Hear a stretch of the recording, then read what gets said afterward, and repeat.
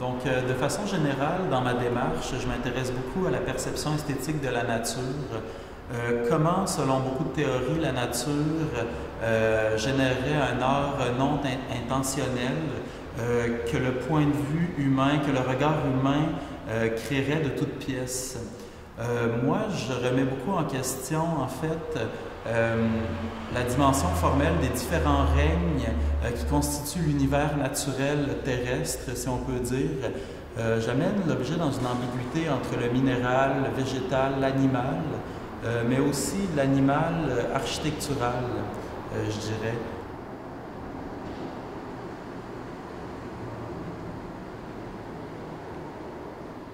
Par rapport à la matérialité des objets, je vais introduire deux niveaux de perception. Donc, un premier niveau de perception que je pourrais qualifier d'ensemble, un ensemble d'esthétique où la nature du matériau est transcendée au profit de quelque chose de sublime, si je peux dire ça comme ça.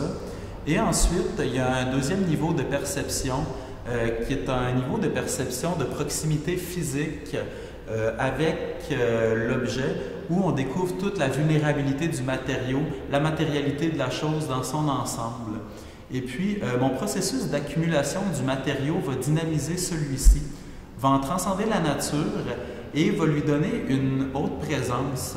D'ailleurs, je dirais que l'accumulation de ce motif-là pentagonal que j'ai élaboré pour ce projet-là va donner une lourde présence à l'objet. Un de mes plus grands défis par rapport à cette salle-ci, qui est énorme et qui est déjà une œuvre d'art en soi, était vraiment de donner une lourde présence à l'objet afin que l'espace soit imbibé de cette présence-là, que l'objet soit créateur d'ambiance et non l'inverse.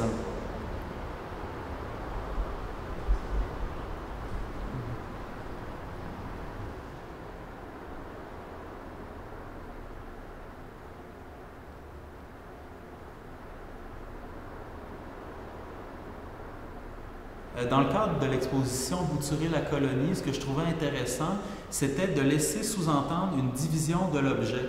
Donc, dans les deux installations, la division de l'objet est vraiment exploitée de façon différente. Dans l'installation au mur, en carton, il y a vraiment une division qui semble architecturale, extérieure à l'objet, tandis que dans l'installation qui est par terre, au centre de la salle, il y a toute l'idée de la prolifération, mais qui provient d'une immanence, c'est-à-dire d'une autonomie provenant de l'intérieur de l'objet.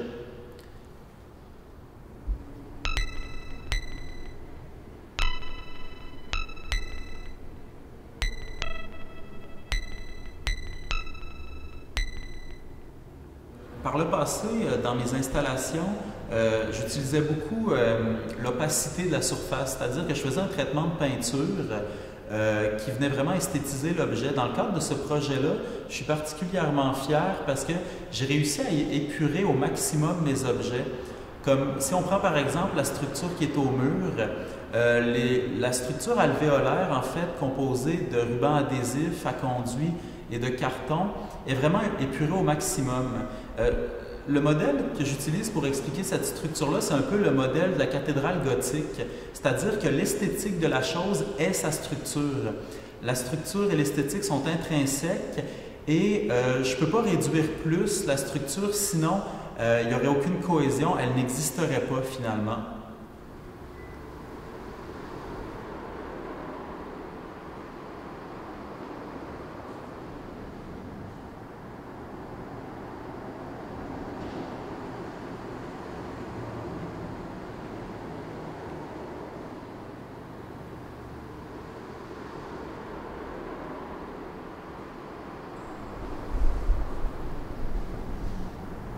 Donc, l'appréhension de l'œuvre se fait selon, je crois, une juxtaposition d'une perception sensible, mais aussi des connaissances intellectuelles.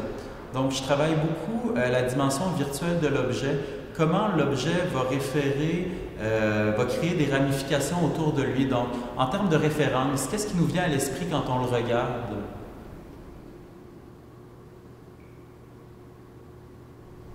Donc, je dirais que ce qui me pousse à créer ces espèces de formes organiques-là, je pense que oui, en premier lieu, c'est un amour de la nature, mais en deuxième lieu, je dirais, c'est de faire travailler l'imagination, de créer une seconde nature fictive.